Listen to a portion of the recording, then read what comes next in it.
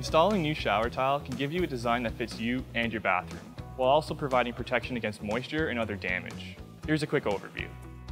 These are the materials you'll need to get started. When picking up your tile, make sure you buy 10% extra to ensure you have enough. If you need further help, ask an associate. Let's get started with the demo. This part can be messy, so wearing safety equipment and keeping the room ventilated is a good idea.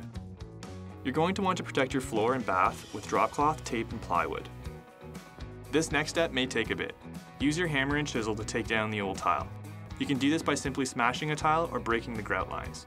If you're having a difficult time, you can rent an air chisel from the Home Depot's tool rental center. In most cases, the backer board should come down with the tiles. If yours doesn't, just remove it with your hammer. Check for signs of mold and make sure your studs are in good condition.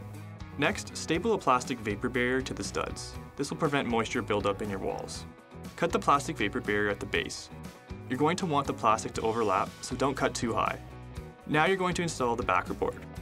Start by measuring the entire work area where you put the vapor barrier. After you know how much you'll need, measure and cut the backer board. Depending on the size of your bathroom, you might need an extra pair of hands for this next part. Screw the backer board to the studs with backer board screws. Using the directions it came with, mix your thin-set mortar. Once your backer board is up, use cement fiberglass joint tape to reinforce the joints and corners. Then use your thin-set mortar to cover it.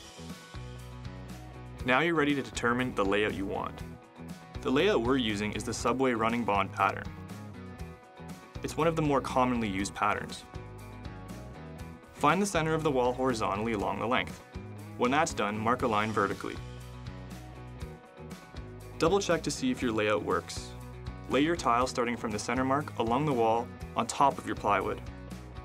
If your end pieces are less than half of the tile, you're going to want to change your layout until you get wider tiles on the sides. Sometimes you might need to use spacers. We're using tile with a built-in bevel that doesn't need spacers. You will, however, need to leave a 1/4 inch gap between the tub and tiles. That's the last step of the prep. Now we can start to install the tiles. Take a small amount of the mortar and spread it on the starting point of your trowel. Use the notch side of your trowel to comb the mortar in one smooth motion. Now take a tile and press it onto the mortar, making sure you lined it up to your guide. Continue placing tiles beside the first. Once you've placed a few tiles, lift one up to check and see if the mortar is sticking correctly. If it has lines, you're not using enough mortar and you might need to switch to a bigger trowel. If you reach a corner, you'll need to measure, mark, cut, and fit your tile in. When a row is finished, it's a good idea to make sure everything is correctly leveled. Continue setting the tile upwards. When you reach plumbing, use a hole saw and place the tile around it. Refer to your mortar's instructions for the recommended dry time. Next, mix your grout by following the instructions. Apply the grout with a rubber float in small sections. If there's excess grout in the tiles, wipe it away with a wet sponge. Just be careful not to wipe the joints. Rinse and repeat this method until the entire wall is done.